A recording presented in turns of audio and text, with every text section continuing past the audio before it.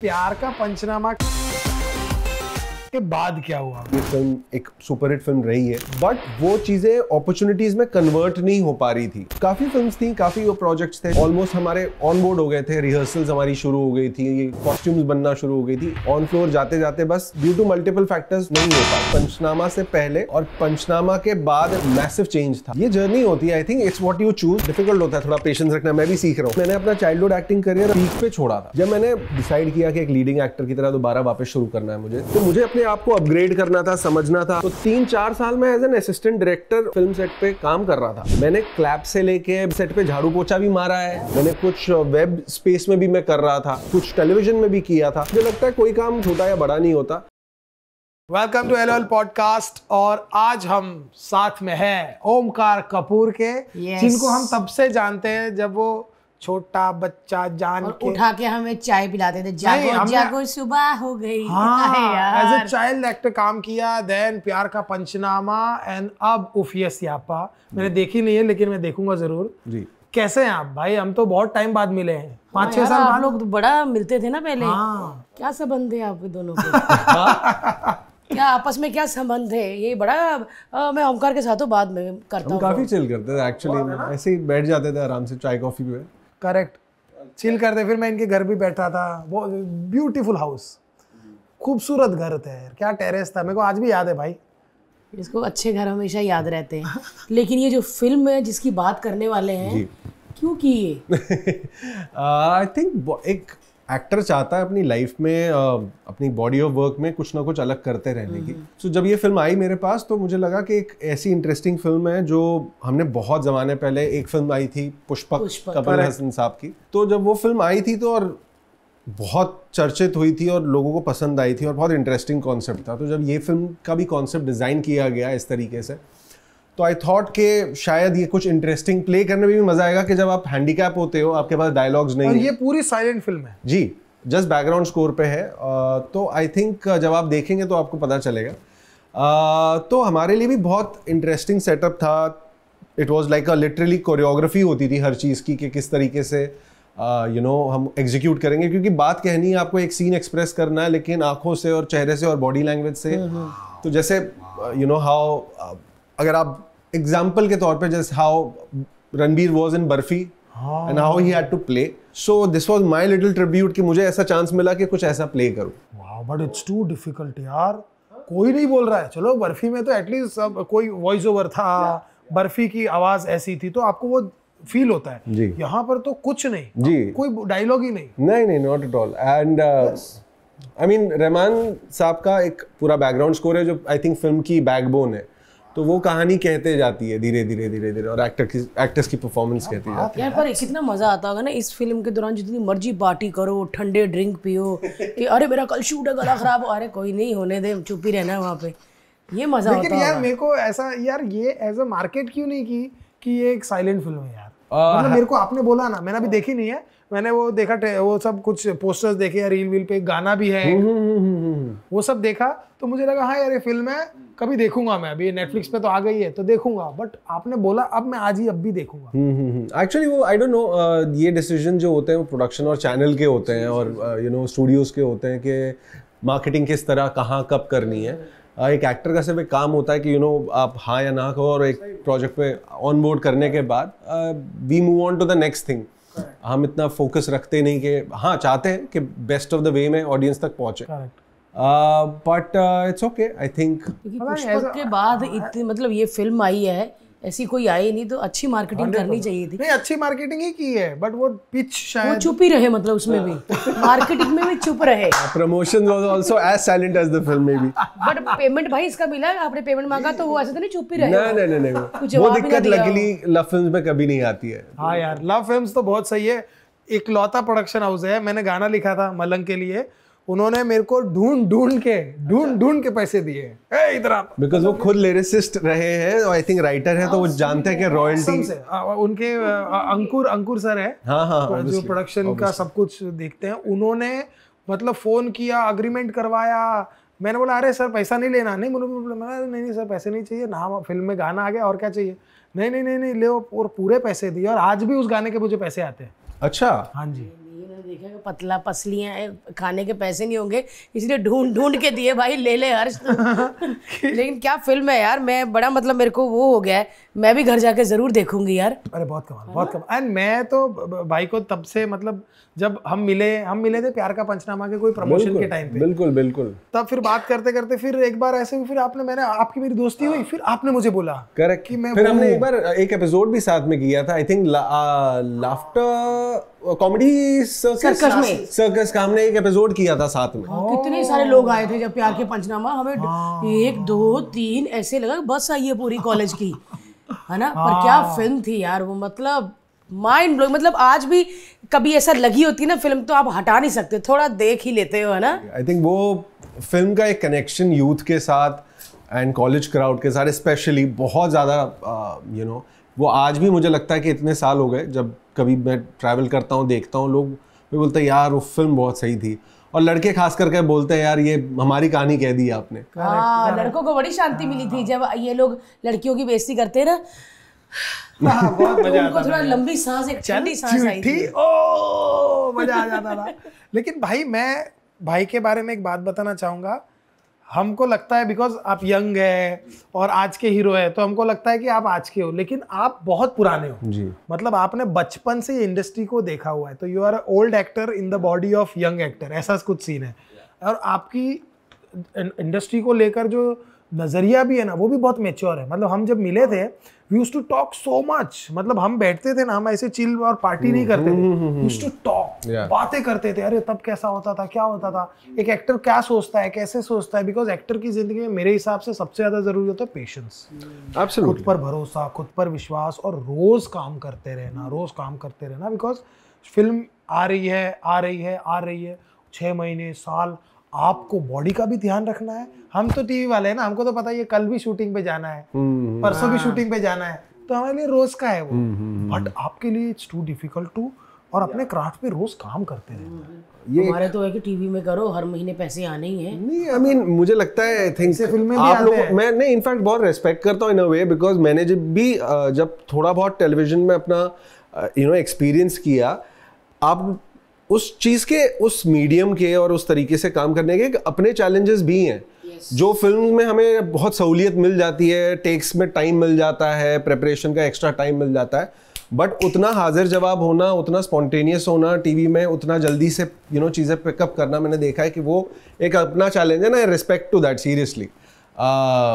But हाँ, grass is greener on the other side वाली बात है, और कुछ नहीं। हमारे लिए, मेरे को अगर आप बोल दो ना कि भाई अब एक लाइन बोलनी है हर्ष, एंड देन फिर यू कैन रेस्ट, अब लाइटिंग हो रही है, तो मेरे को अरे भाई साहब क्या हो रहा है, जल्दी बुलवा लो मुझसे, खत्म करो जल्दी, हो जाए कुछ, वरना आदमी वेट कर रहा है। वेट जैसे हम लोगों ने वो रॉकी रानी की थी, एक शॉट, मतलब एक ही सीन था, मतलब पूरा दिन शूट। फिल्म में ऐसा सीन था कि अगर हमारा सीन आए और आपका फोन नीचे गिरे, आप उठाओ तब तक हम चले भी जाएं। इतना बड़ा सीन था हमारा। नेशनल अवार्ड मिला है उस फिल्म को हमारी वजह से। धन लक्ष्मी लड्डू की एड थी, धन लक्ष्मी लड्डू फॉर मी। तो करण सर ने कहा था कि टीवी वाले लेने हैं हमने, और मेरी मम्मी के ये लोग फेवरेट है, तो मैं हर्ष थे और टीवी मतलब डेली सोप वाले थे, है ना।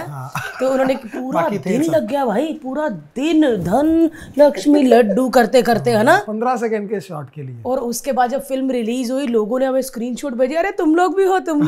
मैं कह ले हम लोग हैं, मतलब आई थिंक ये चीज़ होती है फिल्म सेट पे, खास करके कई बार काफ़ी वक्त लगता है। पर हाँ, इसका फ्लिप साइड ये भी है कि मैं जैसे देखता हूँ और मुझे लगता है कि यार जितना एक्टर्स टेलीविजन में कमा रहे हैं उतना फिल्मों में तो नहीं कमा पा रहे, जब तक आप स्टार नहीं बन जाते तब तक आई थिंक वो एक लंबी जर्नी रहती है। तो और लेकिन वो जब हो गई ना, तब शायद 6 महीने में आपको 20 साल का पैसा मिल जाता है। बिल्कुल ये गेम है, ये है। मैंने खुद अपने करियर में नोटिस किया कि पंचनामा से पहले और पंचनामा के बाद 1 साल के अंदर I mean I probably whatever ऊपर वाले की दया से जो कुछ हुआ, बट वो मैसिव चेंज था। और ये जर्नी होती है, I think it's what you choose and sometimes patience page of. तो हाँ, बट डिफिकल्ट होता है थोड़ा पेशेंस रखना। मैं भी सीख रहा हूँ, मैं भी बहुत सीख रहा हूँ। एग्जैक्टली। और मैं उस चीज़ की बड़ी इज्जत करता हूँ, पता है क्यों? क्योंकि आपके पास हजारों मौके आते हैं रोज कि आप ये छोड़ो, ये रास्ता छोड़ो और हमारा वाला रास्ता हो पकड़ लो, जहाँ पर आप रोज काम करोगे और आपको महीने के आ रहे भाई करोड़ों रुपए, कोई चिंता नहीं है, लेकिन स्टिल यू चूज बिकॉज आपको पता है कि नहीं यार ये मैं हूँ और ये मेरी जर्नी है। मेरे को वो नहीं करना कि अरे यार ये उनका चल रहा है, या मेरे को बड़ी गाड़ी चाहिए, या एक इतना बड़ा घर चाहिए जिसमें शायद मैं उस कोने में जाऊंगा भी नहीं। करेक्ट। क्या वो चाहिए? अगर चाहिए then you run for it. Correct. Each one to its own. आपकी चॉइस क्या है, आपकी ज़रूरत क्या है, आपकी चाहत क्या है, वो सब मैटर करता है। और आई थिंक मैं एक बैलेंस में बिलीव करता हूँ। आई थिंक बिकॉज ज़िंदगी के लिए हर चीज़ का होना ज़रूरी है, थोड़ी शोहरत, थोड़ा पैसा। आई थिंक तो अगर वो बैलेंस मिल जाए किसी तरीके से तो that is I think the वो आइडियल चीज़ होती है ना, जो आइडियल तरीके का काम आपकी पसंद का काम होता है। तो वो लकीली OTT स्पेस में अब वो चीज़ शुरू हुई है। तो वो क्रिएटिव सेटिस्फैक्शन और you know having that sort of पे स्केल, वो एज एक्टर्स आपको OTT के स्पेस में मिल जाती है। आई थिंक सही बोल रहे हो, करेक्ट। बट भाई आपने बचपन में एज अ चाइल्ड एक्टर काम किया, then you took a gap, और वो कॉन्शियस था कि आपको लगा, या क्यों होता है ना कई बार कुछ बच्चे होते हैं, जैसे कुछ बच्चे होते हैं बचपन में है हो गए, फिर बड़े हो गए, देन डायरेक्टर कास्टिंग डायरेक्टर भूल जाते हैं, ऐसा हुआ या आपने खुद ही वो किया? नहीं, एक कॉन्शियस डिसीजन था। मुझे याद है कि मैं 14 या 15 ईयर ओल्ड स्कूल से बस पास आउट होके मैं कॉलेज जा ही रहा था। तो 9-10 स्टैंडर्ड में पेरेंट्स का डिसीजन था कि अब थोड़ा सा बिकॉज स्टडीज़ पे फोकस करने दो, ग्रेजुएशन कंप्लीट करने दो। तो मुझे याद है कि मैंने अपना चाइल्डहुड एक्टिंग करियर अपने, इनफैक्ट लोग बोलते हैं ना कि यूजुअली जब नहीं चलती गाड़ी तब छोड़ते हैं, मैंने अपने पीक पे छोड़ा था। मतलब जिस तरीके का उस जमाने में जिस तरीके का पैसा ऑफर किया जा रहा था, लड्डू आ रहे थे मतलब। जी एक्चुअली में। और पेरेंट्स ने वो कॉन्शियस डिसीजन लिया बिकॉज मैं छोटा था ऑब्वियसली, तो मुझे समझ नहीं थी।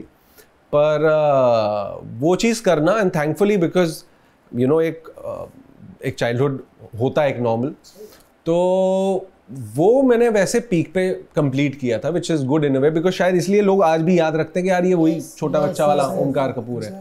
तो वैसी जर्नी थी। और उसके बाद लकीली जब मैंने दोबारा अपनी ग्रेजुएशन के बाद डिसाइड किया कि एक लीडिंग एक्टर की तरह दोबारा वापस शुरू करना है मुझे अपनी सेकेंड इनिंग्स, तो मुझे पता था कि फिल्म मेकिंग चेंज हो गई है, सिनेमा बहुत चेंज हो गया है। तो मुझे अपने आप को अपग्रेड करना था, समझना था हाउ थिंग्स फंक्शन नाउ। तो मैंने डिसाइड किया था कि मैं एज एन असिस्टेंट डायरेक्टर बाकायदा काम करूं पहले। तो 3-4 साल मैं as an assistant director on set, film set पे काम कर रहा था। अच्छा। मैंने क्लैप से लेके बैकग्राउंड आर्टिस्ट संभालने से लेके आर्ट डायरेक्शन से लेके सारी चीज़ें जो एक असिस्टेंट डायरेक्टर एक सेट पे करता है, मैंने सेट पे झाड़ू पोछा भी मारा है। हाँ जी बिल्कुल। मैं उसमें कोई चीज़ नहीं थी। हाँ, एंड जब आपको स्कूलिंग मिल रही थी, जैसे लकीली मुझे एक बहुत अच्छा मौके मिले थे कि to assist directors like Sanjay Leela Bhansali. अच्छा, आपने सावरिया पे पूरी फिल्म मैंने करी है as an assistant director. So वो जो फिल्म स्कूल था मेरे लिए ऑन सेट, वो मुझे लगता है कि वो किसी भी एक्टिंग स्कूल से कोई डिप्लोमा कोर्स करने से बेटर था मेरे लिए। क्योंकि मैं हैंड्स ऑन चीज़ देख रहा था कि अच्छा किस तरीके से परफॉर्मेंसेस निकाले जा रही हैं, और you know how Ranbir was preparing for it and how Sonam was, मैं literally sir was very sweet कि मुझे वो उनकी जगह पे खड़ा करते थे और रिहर्सल्स मेरे से करवाते थे। तो मेरे लिए हैंड्स ऑन प्रैक्टिस हो गई थी वो चीज़ करना। तो वो 3-4 साल एज एन असिस्टेंट डायरेक्टर, मुझे लगता है कि वो आज भी मैं जब कैमरे के सामने परफॉर्म करता हूँ तो मेरे लिए बहुत हेल्प करता है मेरे को, कि मुझे एग्जैक्टली पता होता है अच्छा लाइट कहाँ पकड़नी है, कहाँ रुकना है, ये है, अच्छा डायरेक्टर क्या चाह रहा है, अच्छा DOP क्या चाह रहा है, ओ ओके। तो वो चीज़ की समझ शायद टेक्निकली वहाँ से आई थी। सही बात है। वाह। अभी कभी फिल्में हम लोग करते हैं ना, भारती जी लाइट लीजिए, तो मेरे को होता है कहाँ से लाइट लेनी है ना। अभी इनको एक्टर जो फिल्में करते हैं उनको पता नहीं। हाँ तो ऐसे कर, भारती जी लाइट लो, तो मेरे को होता है कहाँ से लेके आनी लाइट, कौन सी दुकान। इतने साल से काम कर रही है, अब तक तो पता चल ही गया। हाँ, तो मेरे को इसमें भी धन लक्ष्मी लड्डू है, भारती जी थोड़ा सा लाइट लीजिए, तो मैं इधर से रखने में कहाँ से लानी है, कौन सी दुकान है ऐसे। अरे थोड़ा फिर करण सर कहते हैं पुराना जोक है ना, बेबी मारो। हाँ, बेबी मारो इसको। इसकी मुंडी काट, ऐसे करते थे ना, मुंडी हटा इसका, जल्दी मुंडी काट, फटाफट मुंडी काटो 2 लोग। ऐसे तो हमारी काटने आ रहे हैं मुंडी। वाह यार, मतलब यार बंसाली जी को असिस्ट करना अपने आप में बहुत बड़ी बात है यार। जी एक्चुअली वो मजेदार आदमी का मेरी बात नहीं करेंगे। वक्त वो एक दिन किया था, मैं 1-2 बार बोल चुका हूँ, फिर वो किसी ने न्यूज बना के डाल दी कि भारती के पति को निकाल दिया था। ऐसा सब कुछ भी डाल देते हैं लोग, इसलिए मेरे को बोलना ही नहीं अभी। आप बताओ अपना। उसको निकाला नहीं गया था, वो खुद छोड़ के आया था। हाँ समझे, अभी कोई और छापेगा, धक्के मार के निकाला था। फिर वो क्योंकि पंचाली साहब किसी और को डांट रहे थे, इसको लगा अगला नंबर मेरा है। मुझे नहीं डांटा, नहीं किसी को नहीं डांटा, तो मुझे ही था, बट किसी ने डांटा था। बट आई थिंक उनकी डांट सबको पड़ती है। आई थिंक थोड़ी बहुत हमें भी पड़ी थी। हम तो छोटे, मतलब इन द सेंस उनके सामने उनके बच्चों की तरह थे कि हमें सीख रहे थे हम स्कूल में। तो आई थिंक काफ़ी हमारे भी इंसिडेंट काफ़ी रहे थे। सारे एडीज की अपनी अपनी, कई बार उनके गूफअप्स होते थे हमसे, बहुत गलतियाँ होती थी। एंड वो इतने स्ट्रिक्ट मास्टर है, उनको पता है कि एग्जैक्टली वो ऐसे गलती पकड़ लेते हैं, क्योंकि उनके लिए उनकी फिल्म और जो मॉनिटर पे दिख रहा है वो सबसे ज़्यादा इम्पोर्टेंट है। तो बहुत सारी ऐसी चीज़ें थी। हाँ, काफ़ी लोग कहते हैं, क्योंकि अभी आदित्य नारायण आए थे, उन्होंने भी असिस्ट किया है रामलीला में। तो बोलते वो जब गाना शूट होता था तो दिए जलते थे इतने सारे, कहते मॉनिटर में, हमको नहीं पता चलता, मॉनिटर में उनको पता चलता था कि वो दिया बुझा हुआ है। हाँ, ये चीज़ है। वो मतलब बोलते हैं ना, बास की नज़र रखते हैं वो चीज़। मुझे भी याद है कि वो लिटरली टाइमिंग के मामले में, परफेक्शन के मामले में, विजुअल इफेक्ट्स के मामले में, हर चीज़ that's why he is a fine film maker. तो वो चीज़ थी उनके साथ, मुझे सीखनी मिली। और दोबारा फिर लकीली शुरुआत हुई एज एन एक्टर मेरी प्यार का पंचनामा 2 के साथ। मुझे लगता है कि भाई जब काम में हमें डांट पड़ती है, गाली पड़ती है ना, तो वो इंसल्ट या डांट नहीं होती, वो सीख होती है एक। ये ना, मैं जब पंकज सारस्वत ने लाफ्टर चैलेंज बनाया था, भारती क्या कर रही हो तुम, समझ नहीं आता, तो मुझे लगता था कि इतने आदमी लोग बैठे हैं इधर, सारे बैंड वाले इनके सामने डांट देते हैं। बाद में ना आज वो चीज़ें मुझे काम आती हैं, जब मैं स्टैंड अप करती हूँ या कहीं होस्टिंग करती हूँ, कि भाई ये बंदा तो सही बोल रहा था। उस वक्त हमें लगता है कि मेरी बेइज्जती हो गई भाई। लेकिन वो जब काम में होते हैं ना, वो अच्छा बनाते हैं आपको, तो आपको लगता है कि मेरे सबके सामने मुझे बेइज्जती कर दी। आज मुझे वो पता चलता है। हुजी सर भी कभी, हमारे डायरेक्टर है, वो भी अरे क्या कर रही है भारती, ये है कैमरा, उधर क्या देख रही, तो मेरे को अच्छा लगता है। फिर ऐसे लगता है हाँ, फिर अगली बार जब करो हाँ अब हुआ ना, तो ऐसा लगता है कि वो डांट नहीं थी, इंसल्ट नहीं थी, वो सीख थी एक, है ना। और क्या ना, आजकल लोगों को ना सुनने की आदत नहीं है। आई थिंक ये मतलब किसी को सुना दिया ना, तो कहीं पोस्ट करेंगे या कुछ कर देंगे, या कहीं कोई वो क्वारा वारा इधर उधर रेडिट वेडिट पे डालेंगे कि मैंने ऐसा वो बदतमीज है। इसीलिए शायद ओल्ड स्कूल जो सिनेमा फिल्म मेकिंग और जिस तरीके से माहौल होता था, हम इतने बड़े डायरेक्टर्स की भी पहले की भी कहानियां सुनते हैं। और अगर हम देखें तो हम निजी जिंदगी में, जब स्कूल में भी हम पढ़ाई कर रहे थे तो टीचर से डांट मार पड़ती थी ना, घर पे मम्मी मारती थी कि पढ़ाई पूरी नहीं करी या कुछ।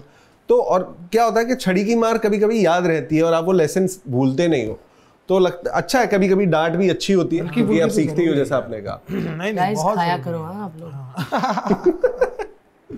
अच्छा, प्यार का पंचनामा के बाद क्या हुआ? बिकॉज एक इंसान यही तो चाहता था कि भाई मैं फिल्म करूं और पागल हो जाए लोग, और आपकी चीज के लिए आपको ऐसा नहीं था कि यार फिल्म अच्छी थी ना, आप भी अच्छे थे, ऐसा नहीं था, आप ही अच्छे थे, ऐसा भी था। जी। तो वो कैसा था? अब वो काफ़ी अच्छा फेज रहा ऑब्वियसली। एक 2-3 साल उसके बाद मुझे ऐसा लगा कि ऑब्वियसली ये फिल्म एक सुपरहिट फिल्म रही है।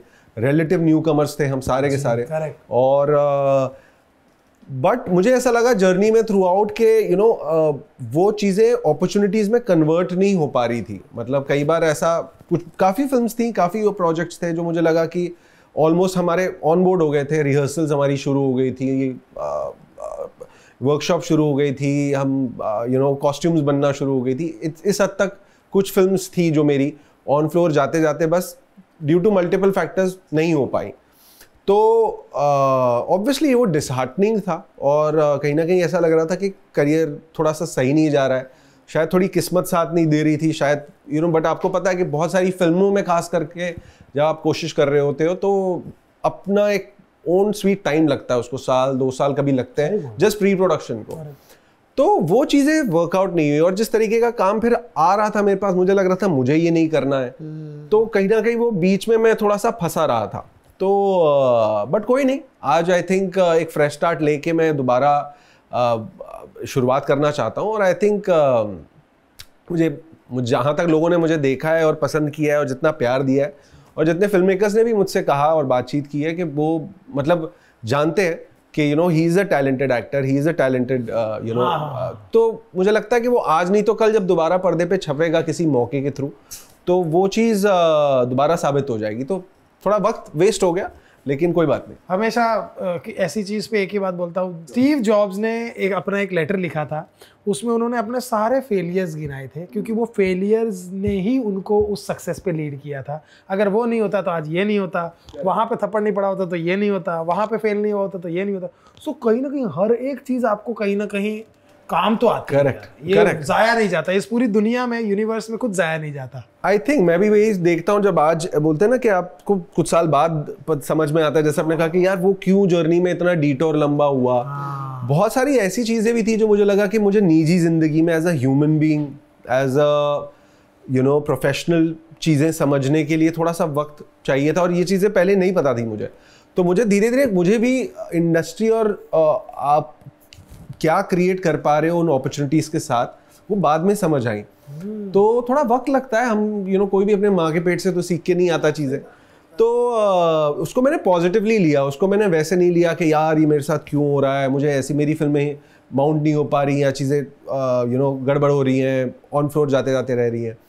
बट ठीक है, आई थिंक वो एक प्रोसेस था। तो मैंने फिर ये सीखा कि ओमकार बस अपने आप पे कॉन्फिडेंस रख, सेल्फ बिलीफ रख और काम करता रहे, अपने आप चीज़ें आई थिंक काम से काम आते जाएगा। तो आई थिंक उतना बिलीफ रखना था मुझे और कुछ नहीं।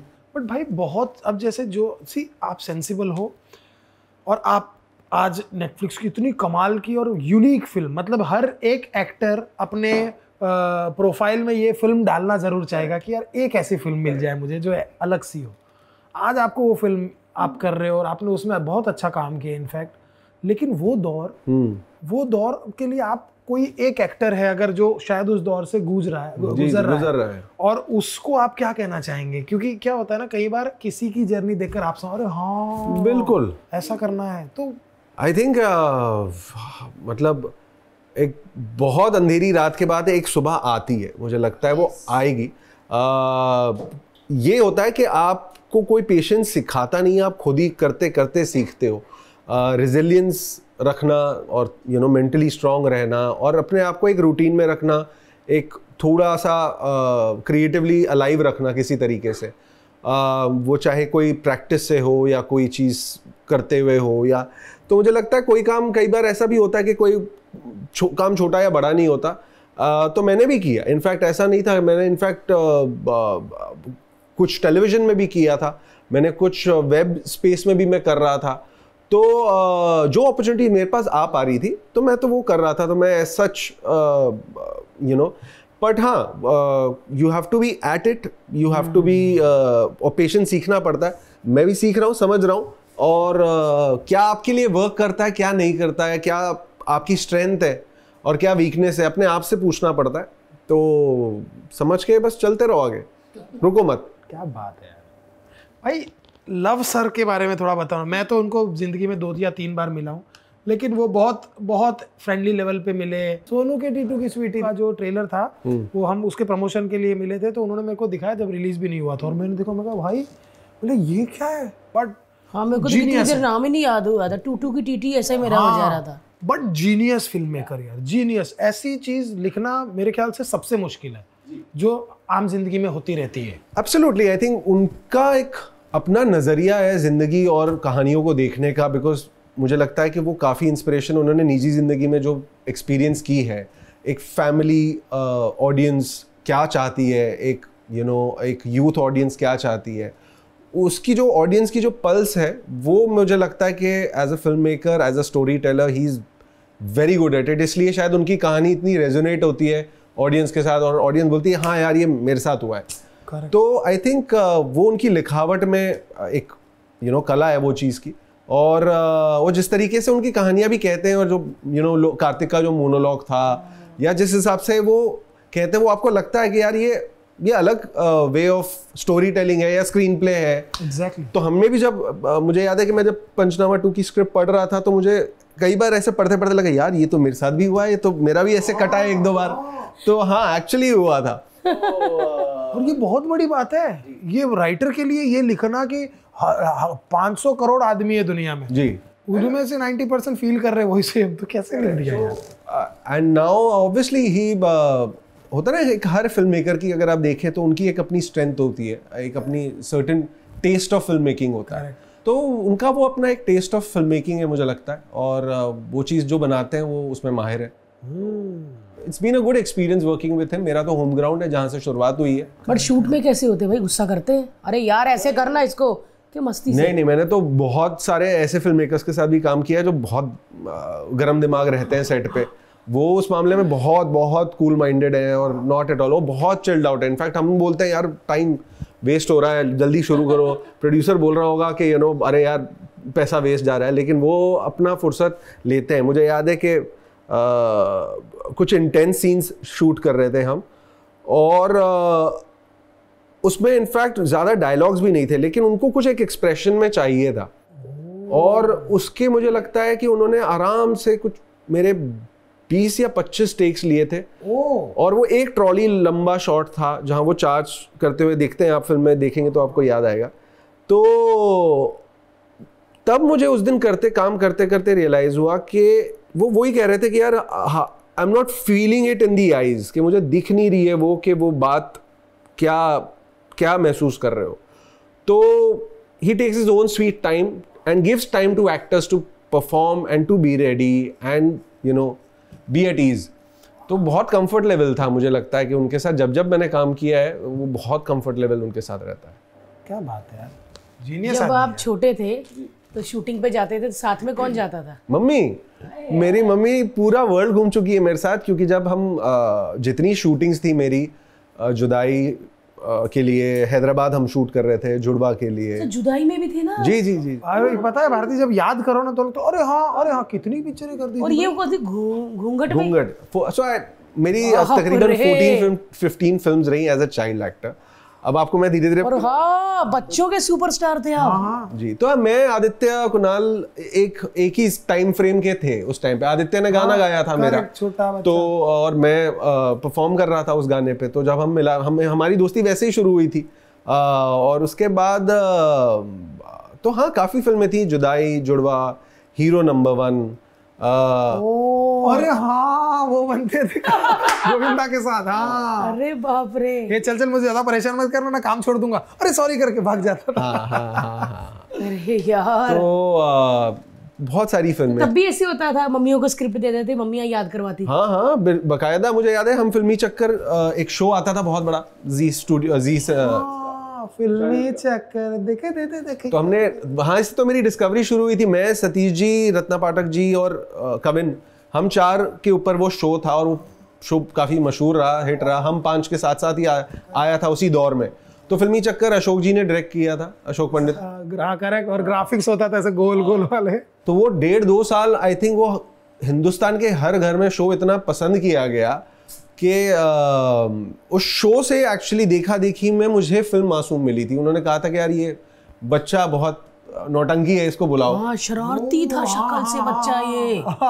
तो वैसे हुई थी। और यार फिल्मी चक्कर तो हिंदुस्तान का मतलब शुरुआती शो हुआ करता था, कॉमेडी शो, मतलब जिसको हम अगर आज के सिटकॉम कहा जाए तो सिटकॉम में एकदम पहला था यार वो। हाँ एक्चुअली में तो वो ट्रेंड तब से शुरू हुआ था। और तो फिल्म, हाँ कमिंग टू आपका सवाल के ऑब्वियसली मम्मी हर जगह ट्रैवल साथ में करती थी, पापा बहुत कम रहते थे। आई थिंक क्योंकि मैं छोटा था और मम्मी से ज़्यादा क्लोज था, तो मैं चाहता था मम्मी हमेशा सेट पे मेरे साथ रहे कॉन्स्टेंटली।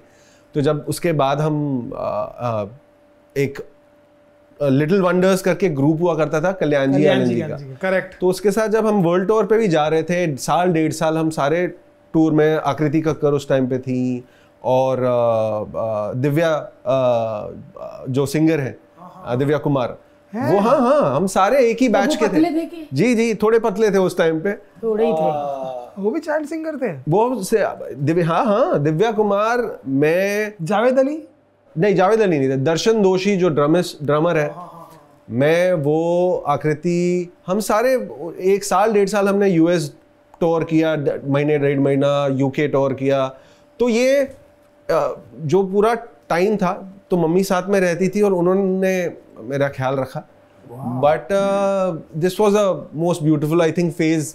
वो फिनाले टाइम पे था आई थिंक, जब मैं 15-16 साल का होने लगा था तब वो फेज आया था, जब मैं 2 साल तक ट्रैवल ही कर रहा था ऑल ओवर द वर्ल्ड.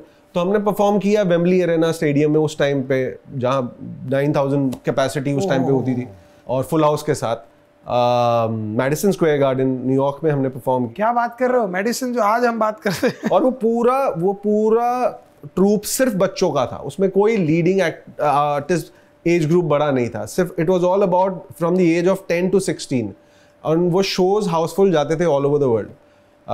तो टचवुड आए, मतलब जो लाइव परफॉर्मेंस ऑन स्टेज करने का जो मजा है एज अ आर्टिस्ट और जो थ्रिल है वो शायद कहीं और नहीं मिलता. वाह, मतलब आपका तो बहुत पुराना पासपोर्ट होगा. हाँ आई थिंक, हाँ चौथी कॉपी बनने जा रही है. थद्दी अरे बाप रे यार, यार, बात है यार. कितना फेस शरारती आज हम बच्चे वो वाला देखते था ना. हैं यूट्यूब का लहरे में सब दिखते हैं पुराने हाँ. तो उसमें हम देखते हैं, और मेरा टाइम पास है वो. अच्छा. मैं सब हीरो लोग को ना जवान देखता हूँ, अरे ये देख कैसा दिखता था. हाँ, वो और उसमें कप मिल रहे हैं, कप.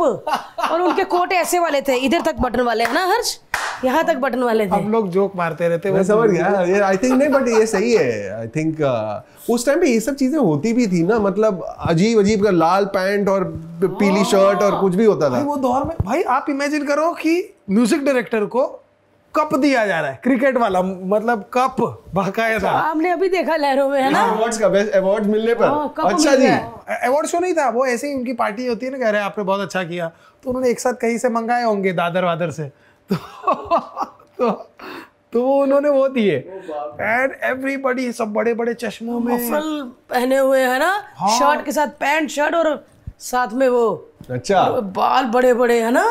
संजय दत्त की एंट्री देखते थे, पूरी एंट्री लंबे बालों के साथ एंट्री. ओह माय गॉड, अलग ही दौर था, अलग ही दुनिया थी यार. आई थिंक उस टाइम में, बट मुझे लगता है उस टाइम का चार्म ही बहुत प्यारा था. मैं क्योंकि एक ओल्ड स्कूल में भी एक करियर रहा, फिर एक न्यू स्कूल में मैंने दोबारा शुरुआत की.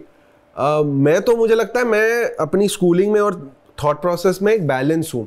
कुछ एथिक्स, मॉरल्स मुझे ओल्ड स्कूल आज भी अच्छे लगते हैं, जिस हिसाब से चलती हैं चीज़ें. Especially, how producers, directors and actors को रहना चाहिए आपस में, वो ओल्ड स्कूल वालों को मुझे लगता है बहुत बेहतर था. थोड़ा अब बहुत कट थ्रोट हो गया है चीज़ों को लेकर, और थोड़ा सा वो पर्सनल टच नहीं रहता. आप रिलेशनशिप्स में वो चीज़ें नहीं करते, तो वो चीज़ मिसिंग लगती है मुझे. बट दौर के साथ चलो. बात तो सही है यार, यू कांट हेल्प इट. क्या होता है ना कि हम ऐसे पॉडकास्ट में आकर बहुत बार हम देखते हैं कि लोग ना कमियां बताते हैं, इंडस्ट्री में ये कमियां हैं, वो कमियां हैं, लेकिन अनफॉर्चुनेटली हमको वो करना नहीं चाहिए, क्योंकि हम इसी इंडस्ट्री का पार्ट है. हम बैठकर हम ही बोलेंगे अरे यार लोग सही नहीं है, ये नई दुनिया है. Exactly. इसमें हमको रहना है. दुनिया में आया तो काम कर प्यारे, वैसा वाला zone. Even if you want to change the system, you have to be in the system. हाँ, और and then do it कि आप कुछ ऐसा करो बड़ा कि जिससे आप चेंज कर पाओ. बट जब तक आप नहीं कर पा रहे हो तो इट डजंट मेक सेंस, है कि नहीं. वो चीज़ है. तो अभी आपको लगता है, अभी कभी सोचते थे, ऐसा लगता है कि बचपन वाले दिन अच्छे थे? हाँ, मुझे लगता है कि वो दौर सबसे स्पेशल था, और भगवान करे कि दोबारा अभी भी जर्नी काफ़ी बाकी है, वो दौर वापस से आए ऑब्वियसली, बिकॉज वो जो एक तरीके का, और जितना प्यार लोगों से मिला उस टाइम पे, तो वो चीज़ बहुत खूबसूरत थी. मुझे लगता है कि वो चीज़ ने मुझे पूरा जो एक्सपोजर था, मुझे याद है कि स्कूल में भी इतना स्पेशल अटेंशन मिलता था प्रिंसिपल से, टीचर्स से.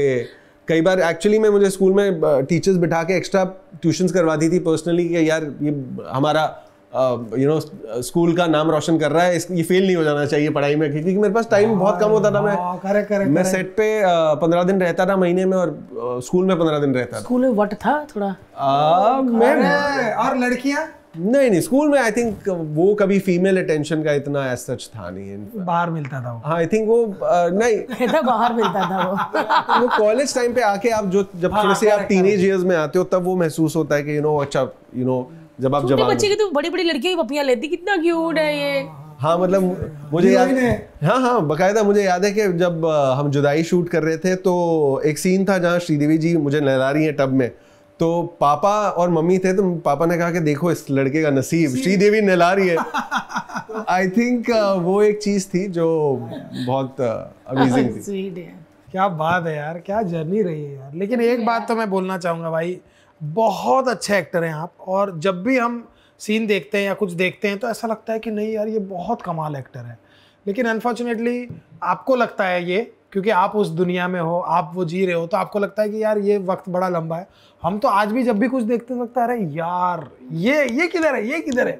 आप सोशल मीडिया पे भी बहुत कम रहते हो। हाँ, मैं पर्सनली प्रेफर करता हूँ कि मैं अपने काम से जाना जाऊँ या काम से चर्चित हूँ कॉन्स्टेंटली। मेरा रील बनाने का दिल नहीं करता, बैकवर्ड जाके कोई रील बनाओ? नहीं यार, नहीं वो मतलब कई बार बहुत लोगों ने मुझे कहा कि कुछ ऐसा करते हैं, और बट डिपेंड करता है। कभी मैं किसी दिन मेरा मूड करेगा तो कर भी दूंगा, ऐसा सच नहीं है, बट वो इनहेरेंटली नहीं आता। शायद वो एक एज एन एक्टर दिमाग है मेरा, या एक्टर थॉट प्रोसेस बचपन से रहा है, तो माइंडसेट वैसा है। तो इसलिए मुझे वो सोशल मीडिया पे कॉन्स्टेंटली आप अपनी लाइफ डालते रहो कि कहाँ जा रहे हो, क्या खा रहे हो, कहाँ किसके साथ बैठे हो, वो इतनी लाइफ का अगर आप एक्सपोजर दे दोगे तो मुझे लगता है वो चार्म खत्म हो जाएगा। एज ए एक्टर तो बात सही है। हाँ, मैंने इंस्टा में तो बहुत ही कम देखा आपको। हाँ, मैं बहुत कम। वो ये, और क्या होता है ना कि क्योंकि हर एक्टर ये कर रहा है तो भेड़ चाल में आप कर सकते हो, but you have to be so secure about yourself कि भाई मैं नहीं करूंगा ये। हाँ, मतलब कुछ चीजें मैं कंफर्टेबल नहीं हूँ। कभी आपको कोई चक्कर भी बाहर नहीं आया? नहीं, कभी ऐसा है ना, मतलब होता ना कि भाई इसके साथ चक्कर है, भाई इसका आया अभी मत बोल। वहाँ पे उनकी गर्लफ्रेंड बैठी हुई भारती, वही कह रही है आपका चक्कर बाहर भी नहीं आया कभी? मतलब इन्हीं के साथ नहीं आया? पहले नहीं बता सकते थे बैठी है? नहीं यार भाई, मतलब बड़ी वो हो। हाँ, बट आई थिंक मुझे लगता है कि एक इंसान को specially as a so called celebrity जैसे कहते हैं, कि उसको जितना पर्सनल लाइफ सिंपल और नॉर्मल रखो उतना बेटर होता है। बिकॉज फेम, शोहरत, ये चीज़ें आपका दिमाग ख़राब कर सकती हैं। तो मुझे लगता है कि इट्स बेटर कि आपकी जो निजी ज़िंदगी है वो जितनी सिंपल हो, आपके परिवार वाले आपको ग्राउंडेड रखें, आपके रियल दोस्त हों जो आपको सच्चाई कहें, तो वो चीज़ आपको बैलेंस में लेके चलती है। वरना बहुत आसान होता है पर्सपेक्टिव खो देना कि आपने आपकी सक्सेसफुल फिल्म आई, हिट फिल्म आई, आपको लगेगा मैं ही स्टार हूँ। तो वो आई थिंक इसके लिए ये चीज़ें बेटर होती हैं कि आप ना कॉन्स्टेंटली डालो अपनी लाइफ बाहर। क्योंकि अभी फिल्म भी आपने चुप वाली की है, इंस्टा पे भी आप चुप हो, यूट्यूब पे भी चुप हो, लेकिन हम चुप नहीं रहेंगे क्योंकि आज जाके वो फिल्म देखनी जरूर है। उफ ये सियापा बहुत कमाल की फिल्म है। मेरे को उन्होंने कहा था कपिल भाई की फिल्म में वो है ना मम्मी बनी है जो, हाँ, तो उन्होंने मुझे क्या कहते हैं आप नेटफ्लिक्स पे, उन्हें शायद उन्होंने वैसे ही कहा, उनको अच्छी लगी होगी। तो मुझे कहते हैं कि आप टीवी देखती हैं? अरे मैं कहा हाँ पैसे उधर से आते हैं। नेटफ्लिक्स पे उफ ये स्यापा देखना, तो मुझे लगा उनकी फिल्म होगी। तो अब मुझे याद आया शायद लगता वो भी ताजदार देख के आई होगी। बोला होगा नहीं, उन्होंने ऐसे एक्टर बोला होगा। कितना मुश्किल काम है यार चुप रह के साइलेंट फिल्म करना। हाँ, और वो कैरेक्टर्स भी इस तरीके से था कि वो आप जब देखेंगे तो आपको रियलाइज होगा कि वो एक चुलबुल पांडे के से इंस्पायर्ड कैरेक्टर था। तो मुझे रेफरेंस पॉइंट भी वही दिया गया था कि ये चुलबुल पांडे के कैरेक्टर का बहुत बड़ा फैन है। तो वो दबंग कॉप भी बनता है लेकिन उतना डरता भी है फिर। तो वो उसका एक कांस्टेंट हर सीन में उसका एक स्विच ओवर चलता रहता है। तो मुझे वैसे प्ले करना था उसको कि उसको उतना ही दबंग भी दिखाना था बट उसको उतना ही डरपोक भी दिखाना था। तो इंटरेस्टिंग था प्ले करना, मज़ा आया। क्या बात है यार। सो गाइस, जिसने अभी तक नहीं देखी नेटफ्लिक्स पे जाओ और देखो उफ ये स्यापा, मजा आ जाएगा, घर में शांति हो जाएगी आपके, है ना। हाँ। और घर वाले जब शूट करके आप जाते होगे तो कहते होगे ज्यादा ना कर, तू कौन सा वहां पे बोल के आया है हमसे बात तो कर नहीं यार, it was amazing to have you. और अब इतना लंबा गैप नहीं करेंगे हम लोग, जब भी आपके पास टाइम हो please let me know, will sit chat, because बहुत ज्ञान है भारती, बहुत he is very sensible man.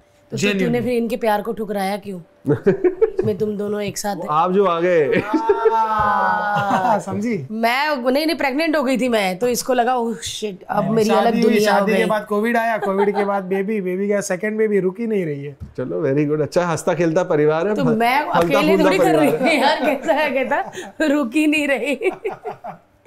नहीं guys, thank you so much for watching हमारा पॉडकास्ट। एंड आपने एक और बार कह रहे हैं नेटफ्लिक्स पे अगर आपने उफ ये स्यापा नहीं देखी तो फटाफट जाके देखो। एंड हम कुछ लोगों को, because he is so inactive on Instagram, तो अगर आपको इनको जाके ढूंढना नहीं है, मैं लिंक में इनका डिस्क्रिप्शन में डाल दूंगा इनका Instagram link, so that you can follow and बड़े डीएम करोगे भाई, कुछ तो बोल, क्या हो गया तुम्हें, कुछ बोल क्यों नहीं रहे, बोलो ना वो करके। Thank you so much for watching this guys, thank you.